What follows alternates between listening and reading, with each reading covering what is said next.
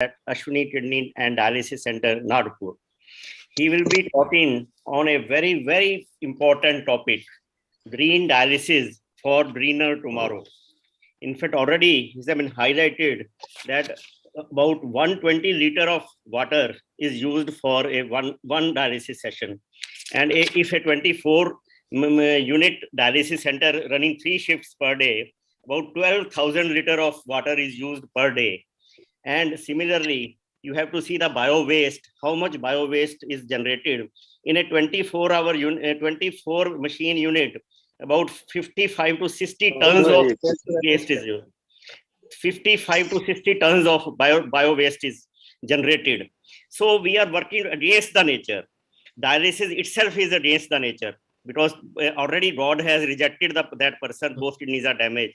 Now you are doing another thing, you are damaging the nature by damage to the environment. So this is a very, very important and futuristic thought for the next generation. May I invite Dr. Dhananjay to deliver his talk. Thank you, sir. May I ask for a privilege, sir? Although some of the panelists may find Hindi curtailing factor, since the audience of Corep, I believe, would be more comfortable with Hindi, can I deliver this talk in Hindi? Definitely. Okay, sir. तो धन्यवाद chairman महोदय। आज मैं बात करने जा रहा हूं वर्तमान की और कुछ भविष्य की। वर्तमान तो अहम है, पर हमारा भविष्य और हमारे आने वाली पीढ़ियों का भविष्य हम जो आज कर रहे हैं उससे तय होगा कि क्या उनका भविष्य अच्छा रहेगा या नहीं। कुछ ही समय में दिवाली आएगी और दिवाली के वक्त में मेरे को याद है बचपन में इवन मुंबई में जो नारियल का तेल यूज होता था प्लास्टिक की बोतलों में, वो जमा होता था और नरक चतुर्दशी के दिन उस तेल को बाहर निकालने का एक कार्यक्रम हुआ करता था।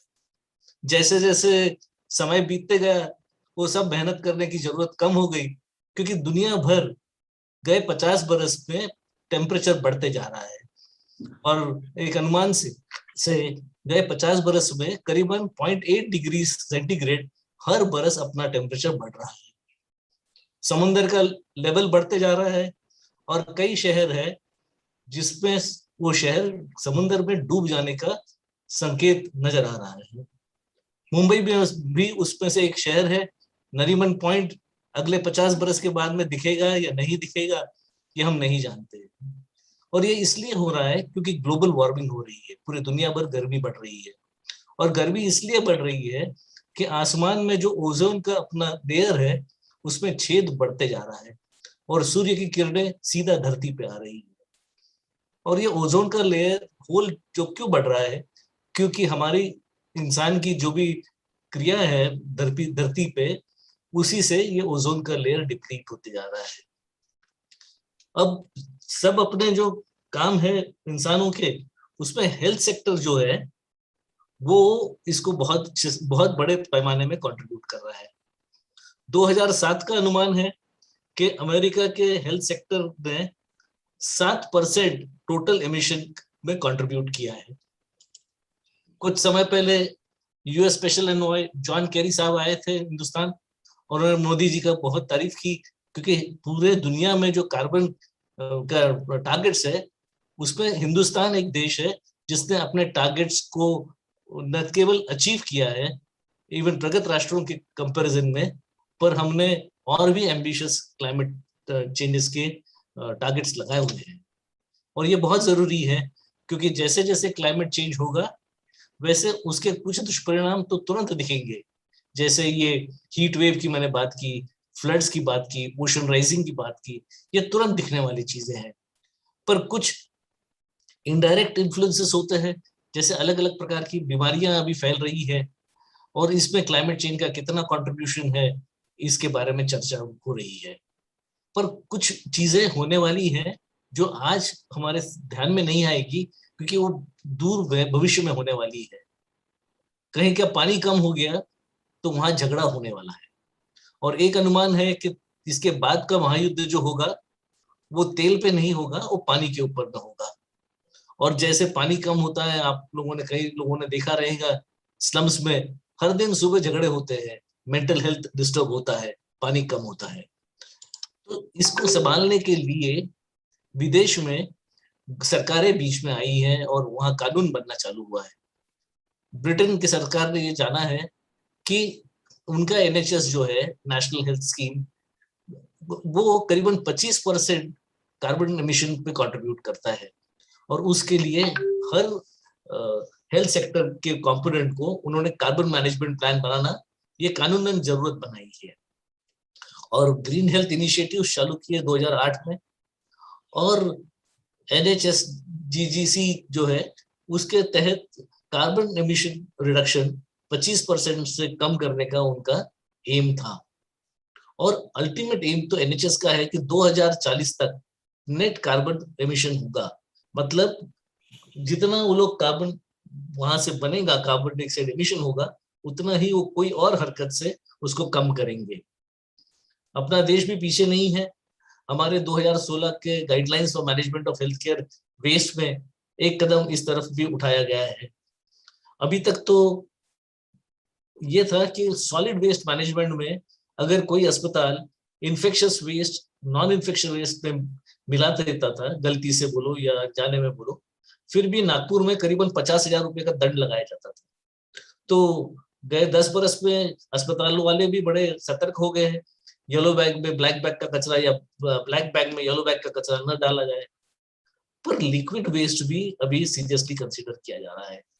और लिक्विड वेस्ट जो बनता है अपने डायलिसिस यूनिट में, वो ब्लड मिक्स्ड होता है, क्योंकि हम लोग डायलाइजर्स और ट्यूबिंग धोते हैं, उसमें ब्लड रहता है। वो वही ब्लड जाके कॉमन ड्रेन में जाता है, और फिर वही अगर म्युनिसिपल ड्रेन में चले जाए तो हम अपने आजू बाजू के सोसाइटीज में कहर मचा सकते हैं। तो अभी इफ्लुएंट ट्रीटमेंट प्लांट लगाना हर हॉस्पिटल के लिए एक दायित्व बन जाएगा। डायलिसिस 2013 तक सभी लोगों ने बताया आपको कि बढ़ते हुए ट्रीटमेंट होने वाली है। करीबन 35,000 डायलिसिस सेंटर्स हैं, और एवरेज एक सेंटर में करीबन 64 पेशेंट्स होते हैं। एक ऑस्ट्रेलिया की स्टडी है जो कहती है कि 6 चेयर डायलिसिस यूनिट अगर है तो करीबन 10 टन कार्बन डाइऑक्साइड इक्विवेलेंट बनाता है हर वर्ष। और इसमें से सबसे अहम कंट्रीब्यूशन आता है फार्मास्यूटिकल प्रोडक्ट से, दूसरा आता है मेडिकल इक्विपमेंट से, तीसरे नंबर पे है बिजली का खपत, चौथे नंबर पे पानी का इस्तेमाल। पानी का इस्तेमाल और बिजली की खपत लोकल फैक्टर्स की वजह से होती है। हम लोग अब बिजली को कैसा इस्तेमाल करते हैं, हम पानी को कैसा इस्तेमाल करते हैं। मैं आपका ध्यान आकर्षित करने वाला हूं सबसे अहम फार्मास्यूटिकल मिसयूज पे, अब्यूज पे। मेडिसिन रिकंसिलिएशन एक इंपॉर्टेंट एक्टिविटी होनी चाहिए डायलिसिस यूनिट में। पेशेंट को कई डॉक्टर लोग देखते हैं, हर डॉक्टर अपना पर्चा बनाता है। पेशेंट्स के दवाई के डब्बों को खोलो तो आपको किलो भर तो कम से कम दवाइयां मिलेगी जिसका उसको कभी यूज नहीं होता। वो हर ग्राम दवाई, हर गोली बनाने में कई लीटर पानी इस्तेमाल हुआ है, कई किलोवाट की एनर्जी लगी है। पर कई बार तो ऐसा होता है कि ब्रांड बदला जाता है, दवाई वैसी पड़ी रहती है। ये बहुत महंगा सौदा है। अभी डॉक्टर साहब ने जिक्र किया पानी का। 156 डायलिसिस ट्रीटमेंट हर एक इंसान लेता है, 62,400 लीटर पानी इस्तेमाल करता है, 187.2 kg वेस्ट बनाता है, और 1872 किलोवाट बिजली खाता है एक आदमी जिंदा रहने के लिए। तो ये जो ग्रीन डायलिसिस की परिभाषा है वो ये बताती है कि पानी का कैसे कम से कम इस्तेमाल किया जाए और पानी का वेस्टेज कम कैसा किया जाए। हम बिजली की खपत कैसी कम करें और अल्टरनेटिव पावर्स ऑप्शंस कैसे इस्तेमाल करें। हम अपने वेस्ट मैनेजमेंट को और रिसाइकलिंग को कैसा करें, और अल्टीमेटली हम अपनी बिल्डिंग्स जिसमें अस्पतालें बनती है, डायलिसिस यूनिट बनते हैं, वो स्मार्ट कैसे डिजाइन करें। और इस सब के लिए हम लोग रिसर्च निरंतर कैसा करते रहे। तो चले पहले बिजली की तरफ देख लेते हैं। तो बिजली के दो स्रोत हैं, एक तो क्लीन एनर्जी और एक अनक्लीन एनर्जी। अनक्लीन एनर्जी वो होती है जो हम लोग कोयले से निकालते हैं। और मैं विदर्भ में बैठा हूँ, हमारे पास में चंद्रपुर है, उस गांव में अगर वहां बहुत बड़ा कोयले की खदान है, आप उस गांव में जाओगे तो आप सांस नहीं ले पाओगे, इतना कोयले की वजह से वातावरण दूषित हुआ है। वो हर किलोवाट एनर्जी उस कोयले की खदान में से निकलने वाला कोयला बनाता है, वो किसी की सांस घूट के बना हुआ एनर्जी है। तो जो इलेक्ट्रिसिटी का बल्ब आपका जलता है जरूरत न होते हुए, तो मेरा अनुरोध है आप चंद्रपुर की उस आदमी की याद करें जिसकी सांस घूट के वो बिजली हम सब की तरफ पहुंची है। ये होने की जरूरत नहीं।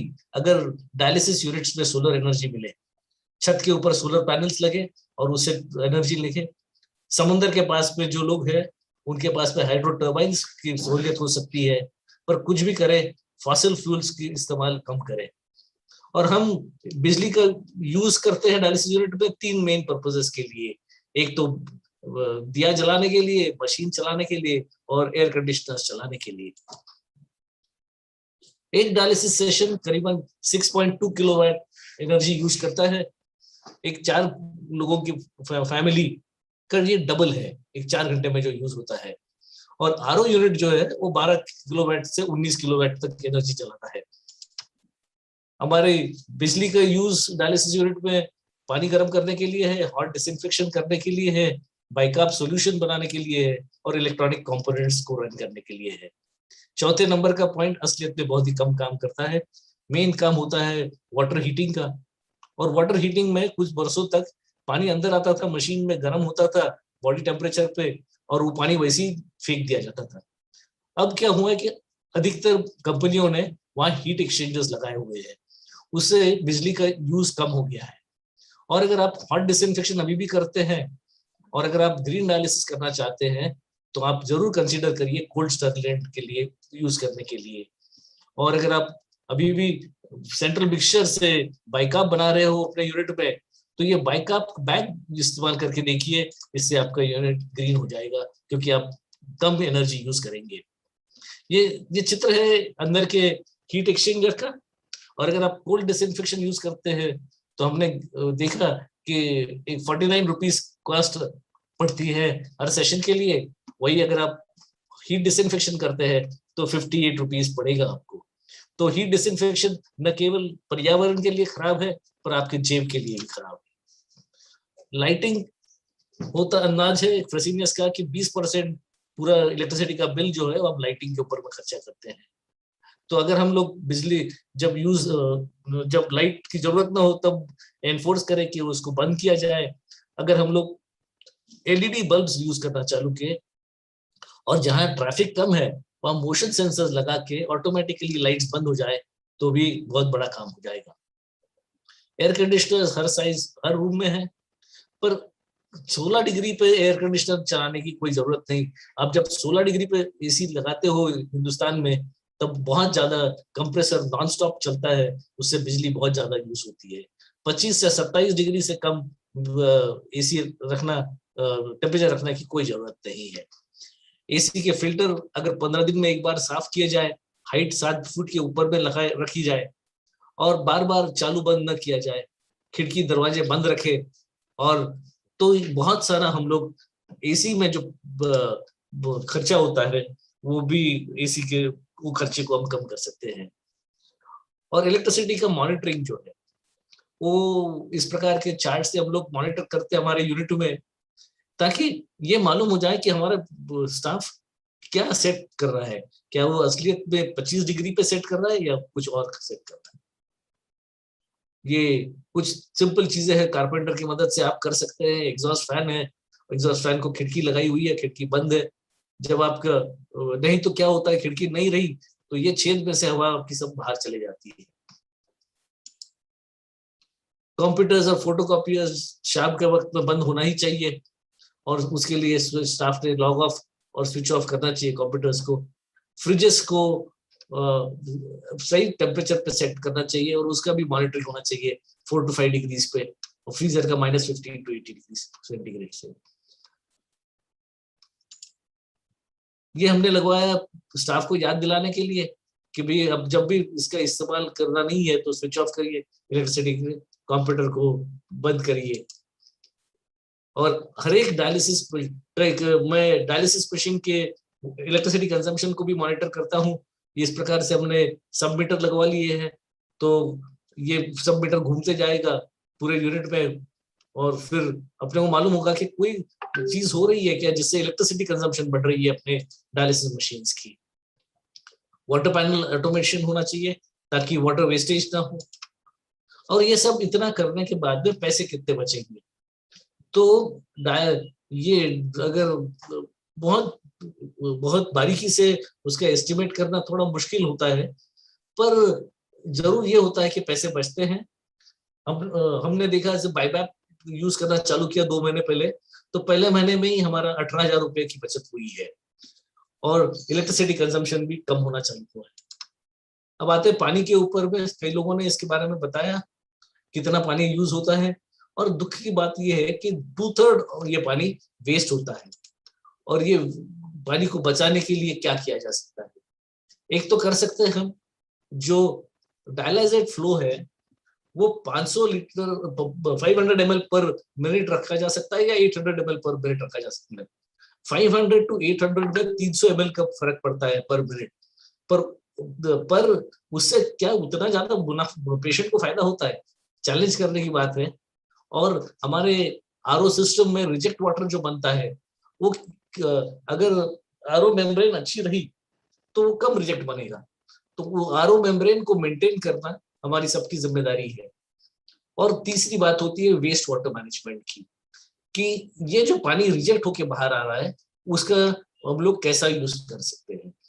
तो एक यूनिट है ऑस्ट्रेलिया में, उन्होंने ये सिस्टम को मॉडिफाई किया और ड्रामेटिकली 50% वाटर कंजम्पशन में ड्रॉप किया। हमने भी कुछ परिवर्तन किए। हमारे यहाँ रिजेक्ट वाटर जो होता था, अब हमारे सब नर्सिंग होम के पाइप टॉयलेट्स में और वाटर के सिंक में उस प्रकार से हम लोग उसको फीड करते हैं। तो हमने म्युनिसिपल वाटर इस यहाँ फीड किया ही नहीं। ये पानी इतना अच्छा है, हमने टेस्ट किया कि ये पानी पीने लायक है। सिर्फ अपने लोगों में उसके बारे में कुछ ये रिजेक्ट वर्ड की वजह से कटुता है, उसके लिए वो पीने को तैयार नहीं, पर हाथ धोने के लिए तो जरूर इस्तेमाल करते हैं। बिल्डिंग में कॉमन टॉयलेट्स पे हमने वाटर को सप्लाई किया है। हमारा दुख इतना ही है कि हमारा इफ्लुएंट ट्रीटमेंट प्लांट का जो पानी है, जो भी बहुत अच्छा है, वो पानी अभी भी हमारा म्युनिसिपैलिटी के ड्रेन में जा रहा है। ये इफ्लुएंट ट्रीटमेंट प्लांट है, ये लिक्विड वेस्ट को हैंडल करता है और इन्फेक्शियस लिक्विड वेस्ट को नॉन इन्फेक्शियस बनाता है, ताकि हम म्युनिसिपैलिटी के कॉमन ड्रेन में उसको पहुंचा सके। सवाल ये है कि क्या हम लोग 4008 से 5008 तक जाने के लिए अगर जाए तो क्या हम ग्रीन डायलिसिस की तरफ और एक कदम आगे उठाएंगे? तो हाँ, जरूर उठाएंगे, क्योंकि इसका एक्स्ट्रा कॉर्पोरियल सर्किट वॉल्यूम 20% से लोअर है, इको फ्लो है और ऑटो फ्लो है। तो जब भी आप अपग्रेड करेंगे तब ये बहुत अच्छा रहेगा। तीसरा पहलू जिसको हम लोग ने डिस्कस करना है वो है solid waste management during dialysis. Globally 625 kilo tons of waste is produced because of dialysis. England में 2.5 किलो कचरा बनता है हर डायलिसिस पर, जिसमें 38% प्लास्टिक है और इसमें से करीबन 28% नॉन हजार्डस वेस्ट है जो हम लोग रिसाइकल कर सकते हैं। और वहां ये कचरा डिस्पोज ऑफ करने की भी कीमत काफी ज्यादा है, 2.7 to 21 US$ पर सेशन। हमारे यहाँ का डायलिसिस का ट्रे है और हमारे यहाँ का कचरा है। हमारे यहाँ रेड बैग इन्फेक्शियस वेस्ट करीबन 768 ग्राम्स बनती है हर सेशन में और 380 ग्राम्स का डायलाइजर होता है। पर इस डायलाइजर को तो हम लोग रीयूज करते हैं, तो इसको हम लोग डिवाइड बाय 8 या 10 करना चाहिए। येलो बैग सिर्फ 165 ग्राम्स होती है। मेन कचरा बनता है ये ब्लैक बैग में और उसमें है 657 grams of paper and 726 grams of plastic और दूसरा धूल भी जो कचरे का हिस्सा होता है ब्लैक बैग का। तो हमने क्या करना है? हमने वेस्ट जनरेशन ही कम करना है। अगर डायलिसिस पे आने वाले पेशेंट्स की जिंदगी प्री डायलिसिस की हम अगर बढ़ा दें, तो वो 1 बरस के बाद में अगर डायलिसिस पे आने लगे तो उतने कम पेशेंट्स के यहाँ से कचरा और बिजली और पानी की समस्याएं निर्माण होगी। तो दूसरा, हम जो भी वेस्ट बनती है ब्लैक बैग की, उसको सेग्रीगेट करते हैं और उसको रिसाइकल करते हैं। वो कैसे करते हैं मैं बताता हूँ कुछ ही समय में। तो इससे फायदा क्या होगा कि ये जो प्लास्टिक दिख रहा है आप सलाइन की बोतल, उसको हमने काटा है ऊपर से, उसमें मिट्टी भरी है और ये तुलसी है। ये हमारे टेरेस के ऊपर में हम करते हैं और हर एक सलाइन की बोतल ये नॉन इन्फेक्शियस है, इसको यूज करते हैं तुलसी और रोजेस बनाने के लिए, ताकि ये प्लास्टिक आखिर में जाने वाला था लैंडफिल में, और लैंडफिल में और ये कभी डिग्रेड नहीं होगा। तो ये कितने हम लोग प्लास्टिक की बॉटल्स उस लैंडफिल को भरेंगे, हमारा डिस्पोजल का कॉस्ट भी कम हो गया है और एनवायरमेंटल इम्पैक्ट कम हुआ है। अब ये हाउसकीपिंग है वो सेपरेट कर रही है हर शिफ्ट के बाद में ब्लैक बैग की वेस्ट को, और अगर बड़े पैमाने पे ये आंदोलन चला तो जैसा ऑस्ट्रेलिया में चलता है वैसा ये रिसाइकलर्स जो है प्लास्टिक के वो बिन्स लगा देते हैं अस्पतालों में, और वहां से प्लास्टिक उठाते हैं और उस प्लास्टिक को फिर रिसाइकल किया जाता है। उस उसके ग्रैन्यूल्स बनाए जाते हैं, ग्रैन्यूल्स के फिर ऐसे ब्लॉक्स बन सकते हैं। हमारे यहाँ राष्ट्र में रास्ते निर्माण कार्य बहुत जोर शोर से चल रहा है, बड़े बड़े पत्थर रहते हैं उसके अंदर में, इसके जगह अगर ये बड़े कंक्रीट के ब्लॉक्स लगाए जाए प्लास्टिक के तो वो बरसों तक टिके रहेंगे, या मेरे को लगता है आजीवन टिके रहेंगे। दूसरा कदम जो हम लोग उठा सकते हैं पर्यावरण के प्रति का अपना दायित्व निभाने के लिए, वो है कि हम अपने डायलिसिस यूनिट्स में से पेपर को इस्तेमाल कम से कम या बंद करना चाहिए इस्तेमाल करना। एक पेपर बनाने के लिए 3-4 बरस ओल्ड ट्री को काटना पड़ता है। मान के लो चलो उसमें 50 ग्राम का 50 केजी का वुड है, उसमें सिर्फ 25 केजी पल्प इस्तेमाल होता है और उससे 30 केजी का पेपर बनता है, यानी 13 रीम बनते हैं। मेरे यूनिट में तो 2-3 महीने में ही मेरे को लगता है एक ये पूरा पेपर एक ट्री की इक्विवेलेंट हम लोग यूज करते हैं। तो एक ट्री हम लोग 3-4 बरस में 3-4 महीने में एक ट्री को खत्म करने में हमारा योगदान है। अगर यही पेपरलेस रिकॉर्ड हुआ, इलेक्ट्रॉनिक मेडिकल रिकॉर्ड हुआ, तो हम उतने सारे पेड़ बिना लगाए हरियाली को बनाए रखें। पर हर चीज में लोग बोलते पैसे दिखाओ, तो पैसे ये देखो, ये जो इंग्लैंड का ग्रीन नेफ्रोलॉजी नेटवर्क है उन्होंने 10 मिलियन यूरोस बचाए एक बरस में, और करीबन 1,02,440 ton of carbon dioxide equivalent बचाया। मतलब अगर आपने विमान में बैठ के सैर करना चालू किया तो 11,500 ट्रिप पूरी दुनिया को लगाने के बाद में जितना कार्बन डाइऑक्साइड इमिशन होता था उतना वो ये ग्रीन नेफ्रोलॉजी नेटवर्क ने इंग्लैंड के लिए बचा के दिया। बहुत ज्यादा हुआ है। इंग्लैंड और ऑस्ट्रेलिया ये 2 प्रदेश है जहाँ ये ग्रीन नेफ्रोलॉजी बहुत ही प्रगत स्टेज पे है, और अलग अलग प्रकार के काम लोगों ने किए हैं, जैसे लो एनर्जी लाइटिंग लगाई है, पानी का रिसाइकलिंग किया है, रिसाइकल पीवीसी प्लास्टिक किया है, और बाइसिकल का इनकरेज किया है। कार से आने के बजाय या स्कूटर से आने के बजाय बाइसिकल से आओ। और छोटे मोटे एजुकेशनल इनपुट्स है, उसके लिए हर इनपुट के लिए बहुत बड़ी कॉन्फ्रेंस लेके लोग विमान से या ट्रेन से या कार से आ रहे हो, उससे जो असॉल्ट होता है एनवायरनमेंट पे वो उन्होंने कम किया है टेली कॉन्फ्रेंसिंग और वीडियो कॉन्फ्रेंसिंग के द्वारा। तो ये फ्रांस का एक कॉर्पोरेट का अनुभव है कि उन्होंने डायलिसिस बढ़ भी गए 1,69,335 से लेके 3,99,336। ये इतनी बढ़त होने के बावजूद उनका पानी और इलेक्ट्रिसिटी कम हुई है। इलेक्ट्रिसिटी 29% से कम हुई है और वाटर कंजम्पशन 52% से कम हुआ, क्योंकि उन्होंने डायलिसिस मशीन्स में परिवर्तन किया, आरओ यूनिट में परिवर्तन किया और रीमॉडलिंग किया। हमारे यहाँ पे भी बहुत कम खर्चे में पूरा प्लम्बिंग हमने चेंज करा लिया, और हमारा जो वाटर रिजेक्ट वाटर वेस्ट जा रहा था उसको हमने रिसाइकल करना चालू किया, और पानी से उनको करीबन 7,500 पाउंड की बचत हुई है। जब आप चालू करेंगे तब क्या मापदंड यूज करेंगे? तो सबसे इंपॉर्टेंट मापदंड होता है कि हमारी बिजली की यूज कितना कम हुआ पर सेशन, पानी का यूज कितना कम हुआ, और हमने वेस्ट कितना कम किया। इस सब के लिए तो पहले तो सेंसिटिवाइजेशन होता है कि हमारा पर्यावरण के प्रति कुछ देना है, और पर्यावरण को हम अगर आज नहीं बचाएंगे तो हमारे आने वाले पुरखों को एक रेगिस्तान मिलने की संभावना है। फिर जाके सोचे कि हम क्या टेक्नोलॉजी यूज करें जाके ये हासिल हो जाए, और डायलिसिस यूनिट में क्या होना चाहिए और हम में क्या परिवर्तन होना चाहिए, हमारी सोच में क्या परिवर्तन होना चाहिए। आप सबने मेरे को सुना, उसके लिए धन्यवाद। और आपने मुझे हिंदी में बोलने का अवसर दिया चेयरमैन महोदय, इसीलिए भी धन्यवाद। Thank you.